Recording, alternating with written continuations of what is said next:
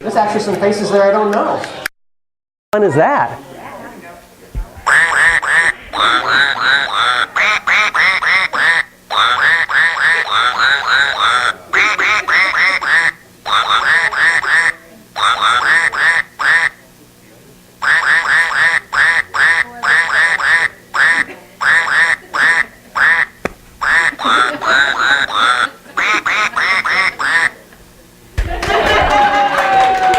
Now that you've had your entertainment. Sandy is opening up her business next month.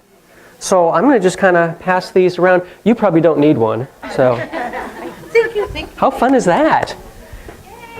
If you haven't opened your own business, you need to do that at some point. If you have, you know what sheer terror and worry and elation and all that kind of stuff is going on. So. Okay, we do have a couple patron saints, George Carlin and John Lennon. And yes, I know they're both passed away. That way they can't complain about us too much. But actually, John, he remembers us. I mean, not John, but George. Sorry. Didn't know John. Knew George. So, and George Carlin, always do whatever's next. Good idea. Yeah. And John, reality leaves a lot to the imagination. It can. It can. And more little kids. A second grader came home from school and said to the grandmother, "Grandma, guess what? We learned how to make babies today." The grandmother, more than a little surprised, tried to keep cool. "That's interesting," she said. "How do you make babies?" "It's simple," replied the girl. "You just change the Y to I and add ES."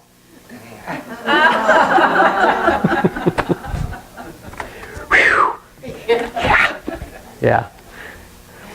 Things that make you go, You know, Arsenio's back on TV. He's been off the air for 20 years. Isn't that hard to believe? Gosh. What? No, you're not. No, you're not, because I know I'm not, so you're not. The fruits of philosophy are the important thing, not the philosophy itself. When we ask the time, we don't want to know how watches are constructed. Never mistake motion for action.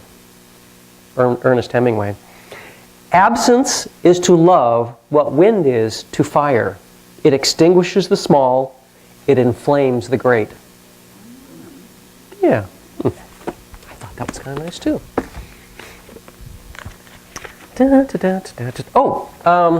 I did a real quick blurb on healthcare reform last week.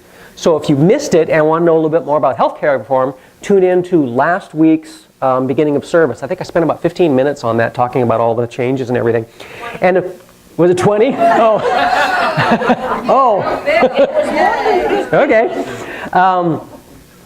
What I've found in the healthcare industry over many, many, many years is that no matter what I say, it usually is changing. Well, since what I said last week, it changed last week. So it's like, at the time, if you go to the exchange, there was only one company and 4 plans. Now there's, I think, 5 companies and 38 plans in the exchange. So that part has changed.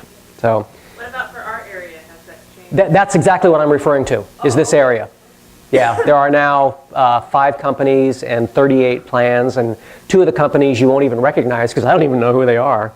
So I have called the insurance commissioner, and they says, "Yeah, they're a company from outside the state. We don't know much about them." And I go, "Ooh, okay."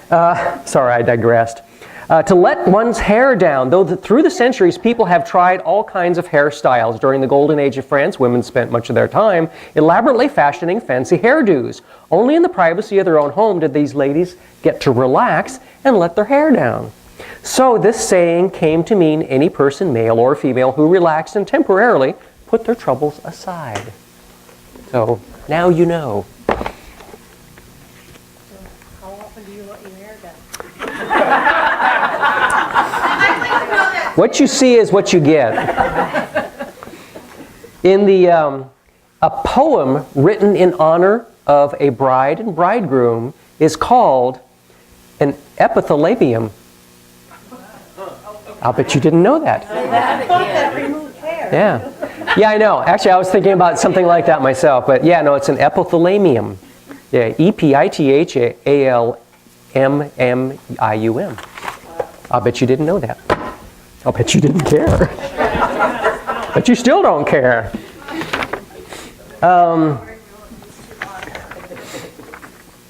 Attending a wedding for the first time, a little girl whispered into her mother's ear, "Why is the bride dressed in white?"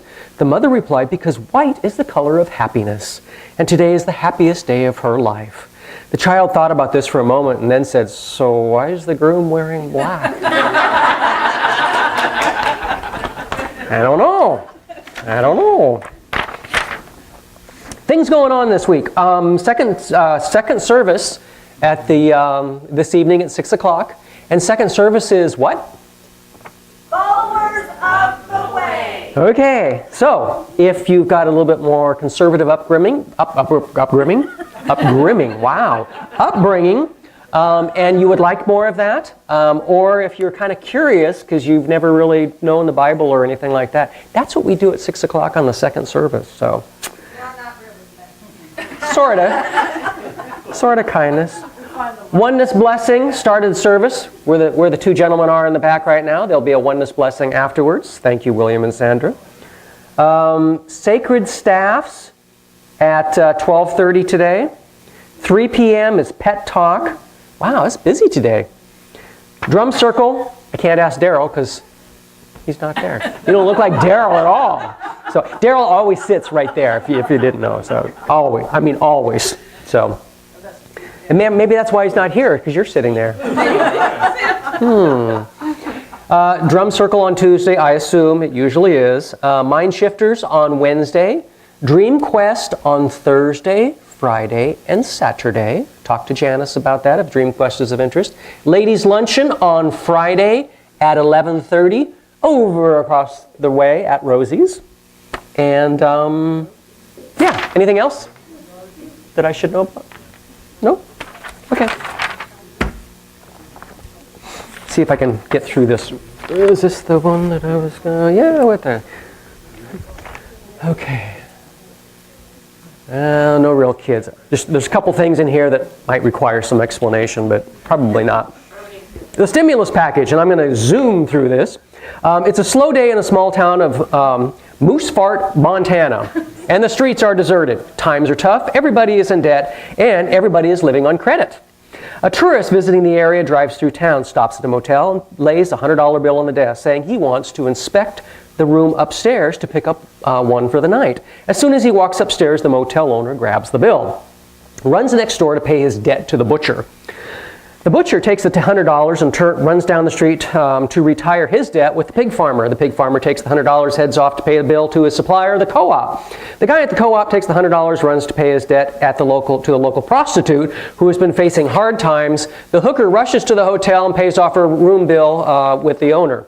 The hotel proprietor then places the $100 back on the counter so the traveler will not suspect anything.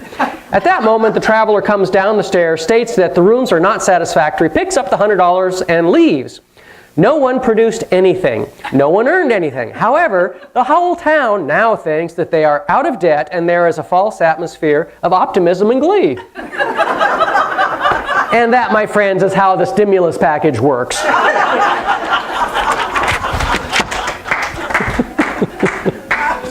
So there. Now you learned something. It's nice to be in the mood. It is. Let me see. Did that work?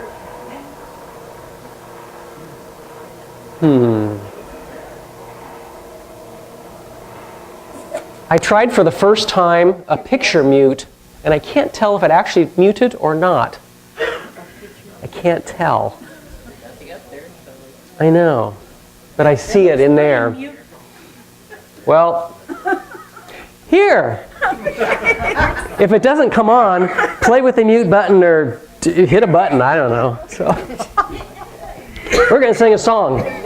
And we have not sang this song. This is kind of an unofficial theme song. It's Walk in Balance by Deneen. One of our favorite songs. Deneen's one of our favorite people. And yes, we have complete authorization to use her songs. It's been a few months, so we'll sing it again.